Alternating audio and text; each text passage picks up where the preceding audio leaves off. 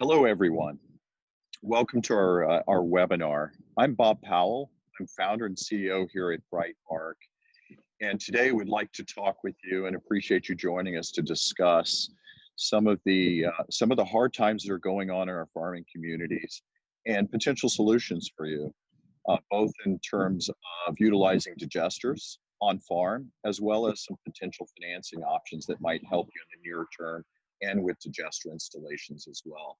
So as we get started, what I'd like to do would be to introduce our panelists today. We have Max Vernier from Live Oak Bank. We have Craig Murphy from Brightmark Energy. And we also have Michelle Miller, also known as the Farm Babe, who will be moderating the discussion today.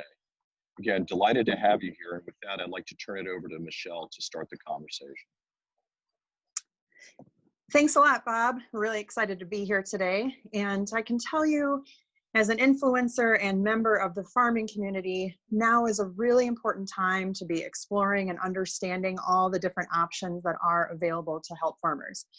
So, I mean, I look out my window here in Iowa and see the farmers planting corn and soybeans, and just knowing that commodity prices are down, you know, it's really hurting a lot of farmers now, whether it's grains, dairy, pork, beef, anything like that. It's pretty tough, challenging times that we're facing here in agriculture lately.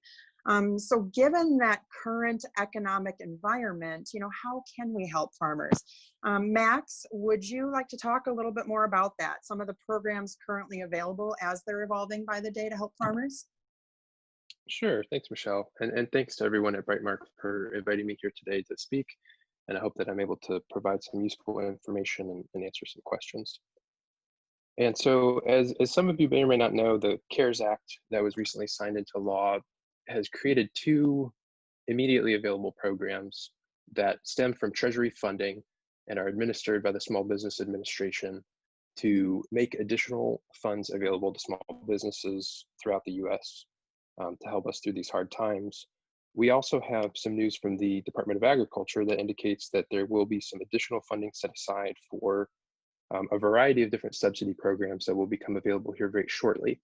And there's more information to come on that, and I'll go ahead and touch on each of these here briefly to talk about some of the differences between them as to what we know for certain and as to what we can expect. So to address the stimulus package under the CARES Act, two programs were created. We have the Economic Injury Disaster Loan, as well as the Paycheck Protection Program. And the EIDL is a direct loan. It's not forgivable, so it's not considered a grant. It's truly a loan that must be repaid. And it is financed directly through the Small Business Administration, so not through a local bank. That has to be applied for directly through the SBA's federal website. Loan amounts are up to $2 million. Particularly used for working capital, potentially payroll, even making debt payments. And that money is to be repaid back to the SBA over a time period to be determined depending on your use of proceeds, anywhere from 10 to 20, even potentially 30 years, depending on the use. And that is low single digit interest rates. So it's very attractive financing. But again, it is truly a loan directly through the SBA. The other program that we have is the Paycheck Protection Program. This is a loan that can potentially be forgiven. And so I'm sure a lot of you have heard some of the buzz in the media lately. This program has been getting a lot of attention because it's been very successful. And originally on April 3rd, the program launched with $349 billion available to small businesses throughout the US. That money was used up in about 2 weeks from the initial launch. And almost 100% of that has been funded, helping millions of small business owners and their employees. And again, this program is designed very specifically to pay payroll expenses for your employees to prevent layoffs. The loan amounts are up to $10 million potentially. It's calculated based on 2.5 times the business's average monthly payroll. And again, as long as that money is used specifically to pay payroll over the couple of months following the closing of the loan, that money can potentially be forgiven. If the SBA determines that the money was not used appropriately, it does have to be paid back over a short term of about 18 months. That program differs from the EIDL in that it is administered through banks and SBA lenders. So we advise that you speak with your local bank or your primary business checking account holder or any SBA approved lender that has capacity or bandwidth to take an application at this point. Again, as some of you may have heard, the program was used up quickly. Congress and the Treasury have since agreed to a second round, and that was signed into law on Friday this past week by President Trump. And the program reopened for a second round on Monday at 10:30 a.m. Eastern for an additional approximately $400 billion. And as of today, as of right now, there's approximately $150 billion remaining in the funds. So you can see that the program is being used much more quickly during the second round. I think that's probably a function of banks being able to implement some technology solutions and understanding the requirements of the application, and the actual applicants themselves being more prepared this time. So if you have Good. not been able to take advantage of that program, I recommend working with your local bank quickly. Excellent. Thank you so much for that, Max. It's really great to have clarification on that, because I was under the impression that farmers weren't eligible for these types of programs. So you're saying, you know, PPP, EIDL, SBA, I want to say EIEIO should be one, USDA, all these different acronyms, all these programs, just to confirm, these are eligible for farmers. Absolutely. Agricultural producers, Awesome. farmers, and ranchers with 500 or fewer employees whose principal place of residence is the United States are eligible. Awesome. So what about the digesters? That's kind of one of the things we want to talk about here today is, you know, how does a digester help a farmer right now? It seems like a large expense, not a profit center. Yeah, no, Michelle, that's right. I mean, digesters are not cheap, but when you partner with Brightmark, there are actually no expenses to the dairy or swine farmers that we partner with. We'll pay for the digester, we'll pay for the gas upgrade system, we'll pay for the interconnection, and we'll sell all the gas, the renewable natural gas that gets created through this process. And there's other fringe benefits that come along. Quite often, farms that didn't have natural gas in the process of what we do will then have natural gas to use for their own farming needs as well. So we offer many different types of contracts. You know, we offer bonus payments up front, we have per cow, we have profit sharing, you know, ones that have minimum payments, really whatever best fits the farm needs and their own risk tolerance. And we're able to have flexible contracts like that because that's one of the advantages of working with a party that develops, pays for, owns, and operates these projects long term. So we're incentivized to do this right the first time, and also incentivized to pick good partners to work with. So when we do run these programs, we really just rent the manure from you. We'll put a digester in, we'll borrow it for 21 days, take the methane out, and then give the manure back to you with the NPK content still intact. So you can still use it for fertilizer. It doesn't change your CAFO program. Doesn't really change how you operate the farm. We're essentially just borrowing it and paying you for it. So yeah, that's awesome. I'm sorry, go ahead. No, you go ahead. Don't worry. Yeah, I was just going to say that's awesome, because I think that's one of the biggest kind of misconceptions that I hear about it is, you know, they think, well, I want the manure for the nutrients and the fertilizer. And so I thought that was really neat. Like I toured one of your facilities in January and just saw how they still get the manure for their nutrients and also get some of that recycled into bedding and some other things for the dairies as well. So it's really kind of that win-win where you're trapping the methane, right? So it's more environmentally friendly, but the farmer's still getting everything that they'd like to get out of that manure, basically, right? Yeah, once we're integrated in the farm, I mean, they would hardly know we're there. I mean, we hold the manure in a box and heat it up for 21 days, take the methane out and give it right back to them. Their benefits, like you said, it's almost free, so it works great for bedding, but you can also use it, you know, the liquid to fertilize your fields just as you're kind of doing today. So there really isn't much difference other than the advantages that kind of come out of it. So great, thanks so much. And we're also still moving forward right now, you know, with our investments, especially, you know, during this COVID crisis. We've been coming up with creative solutions to make sure we can still support the farmers as we feel they need it now more than ever. So excellent. Thanks so much for clarifying on that. So can a farmer just go get a digester? I mean, what are the pros and the cons? I mean, can they buy one, or, you know, what are the pros and cons of that route? Sure, I'll jump in there, Michelle. So the short answer is yes, you can. And we as a lender involved in this space typically see two different models. We see farmers who prefer to own and operate their own digesters on farm.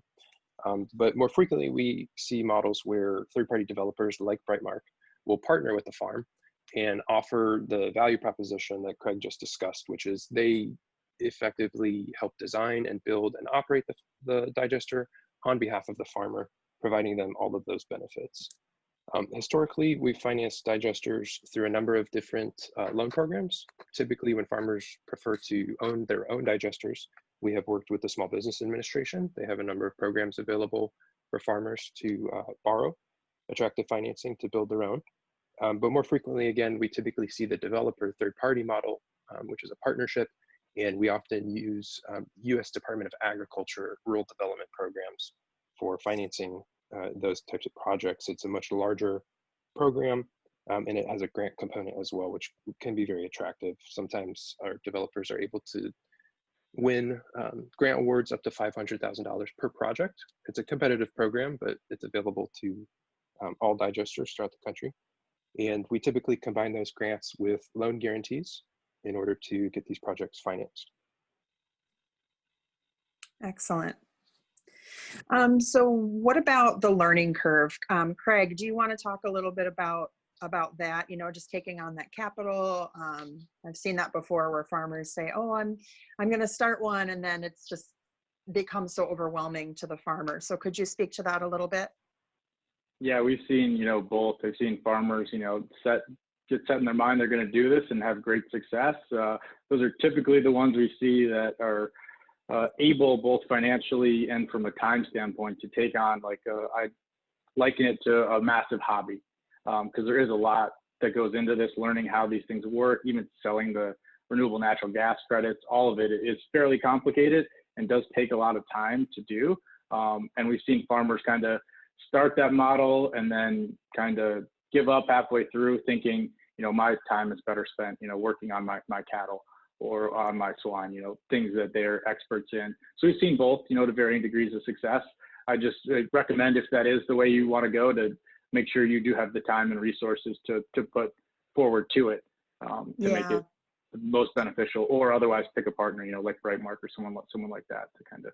Well, dairy farmers, Craig, dairy farmers just have a ton of time. Oh yeah, exactly. They get plenty of sleep, they get tons of days off. Yeah, there's my sarcasm coming through. But thank you so much for that. So then, what is the process for Brightmark? If a farm wants to partner with Brightmark, are those projects really zero cost to the farmer? And do you want to explain a little bit more about that? Sure. For us, no two farms are exactly alike. When we first partner with a farm, we'll come out there personally with people from our origination team, engineering team, walk through your farm, do a deep dive to understand exactly what you're doing right now. Our goal is not to change what your practices are. Our goal is to seamlessly integrate into what you're doing, into the point where you think of us as a complete value add being there. So at Brightmark, we're completely technology agnostic, meaning we don't have any exclusive contracts with any vendors. We don't have to use plug flow or complete mixed digesters or covered lagoons. We'll pick what's best for your farm based on, where you are in the country and the type of manure handling practices you're using and what your appetite is for switching any of those things. We'll lay all the options out, but at the end of the day, we want you to run your farm to the best of your ability to get as much as you can out of your livestock. And we're just there to integrate with that. So we're going to be the ones that are there, before you even sign up, and then 12 years down the road. But, every farm to us is truly bespoke, and we hear back from each of our farmers to find the best solution for each of them. But we feel we have a unique ability to do that, and also offer economies of scale and our learnings from many other places. I can tell you, hey, we use a ton of water on our farm. I can tell you 3 other ones where we have that same issue, and all the creative solutions, we come up with. So we really do like to tailor them. So. Excellent, thank you. I just wanted to remind people that, you can submit questions. So I'm just checking it out here to see, does anybody have any questions in the chat feature? While we're waiting on questions, Max, Craig, is there anything you guys would like to add? I could add something about USDA very briefly. I know I talked a lot about the programs out of the CARES Act for the Small Business Administration. We have heard a little bit of news from the USDA, but we don't have a lot of clarity yet. What we do know is existing USDA borrowers who have a rural development loan, that's through REAP, the Rural Energy for America program, or through B&I, their business and industry program, you are eligible for an automatic 6-month payment deferral. So that's something you should discuss with your local USDA branch or your lender who helped you get that loan. So that's one thing. And then the second thing is we know that there's going to be a coronavirus food assistance program. It's officially been announced as of 2 weeks ago. And we know at least $20 billion will be appropriated for effectively a subsidy program that will help farmers and ranchers compensate for lost demand, and then also reimburse for short-term oversupply. And this will be available to meat, dairy, grain, and other growing operations. The exact amounts are not final yet, and the exact way that this will be administered has not been decided. But we do know that some amount of funds will become available very shortly here. So I would just advise everyone to stay in touch with their local USDA branch and continue to monitor the Department of Agriculture website. Excellent. Thank you so much for explaining that. We do have a couple questions that have come in. What is a typical cost of the digester for the smallest one? Yeah, so we typically work with, just as far as go, about 2,000 to 3,000 milking cows, or up to, like 20,000 swine, kind of the equivalent manure streams. And around there, I mean, a covered lagoon is definitely the cheapest type, but really only works in certain parts of the country. But the still run you a few $1 million for excavation, covering, and then obviously for the plug flow and CFCRs, you're, almost double that, and that's without any integration, piping, and or gas upgrade stuff. So they're no small chunk of change. Yeah, but so that's what's nice about Brightmark, is that you guys cover those costs for the farmer. Yes. Yeah. Excellent. And then we had another question about international. Is Brightmark able to go to Canada or other countries, Africa, Asia, anything like that? Oh yes, definitely. I mean, we do have presence in Canada, Mexico now, and Asia as well, and we're obviously looking to expand there. There's no rules against selling gas from. I mean, I think 25% of the LCFS portfolio comes from Canada right now, so there are no restrictions kind of on how the gas is monetized in those places. So. Great. Well, thank you. We have one more question. What is the typical return for such an investment? That's a good question. Also, what are the key value drivers for the renewable natural gas credits that Craig mentioned? Sure. Our returns are kind of all risk-based. It depends on how much, which type of credits we're taking. And on those credits, there's kind of 3 main revenue streams for this gas. There's the actual commodity value of the gas, and then there's the RPS, Renewable Portfolio Standard, essentially a tax on anyone selling fuel in the U.S. So for any 9 gallons of diesel you sell, you have to sell 1 renewable one. But companies like Shell, BP, Chevron, they just buy these renewable credits from people like us or ethanol providers. And then the last revenue stream, which is the most lucrative for dairy and swine farmers, is the LCFS, which is the Low Carbon Fuel Standard. And it basically gives you credit for, 1, reducing the methane emissions at the farm, and also putting it into a transportation vehicle in the state of California. So those are the 3 main kind of revenue streams from the renewable natural gas. Great, thank you. And another question from Rob. How many installations do you guys have currently, and how many are in the pipeline? Sure, we have around 10 of them installed now, from South Carolina, New York, all the way over to Washington, and probably another 50 plus in the pipeline in all different stages of development. So very cool. All right, well, I think that's about it for this webinar for now. I'd like to thank you guys all so much for joining us today, and thanks to everyone who submitted questions, and we'll be following up after the webinar to provide some more answers. And so Craig, will you let the attendees that joined us today know where they can go with follow-up questions? Absolutely. Just visit our website, www.brightmark.com for more information. And hopefully the call's been helpful and informative to everyone listening. Thanks again for joining. Thanks, everyone. Yeah, thank you.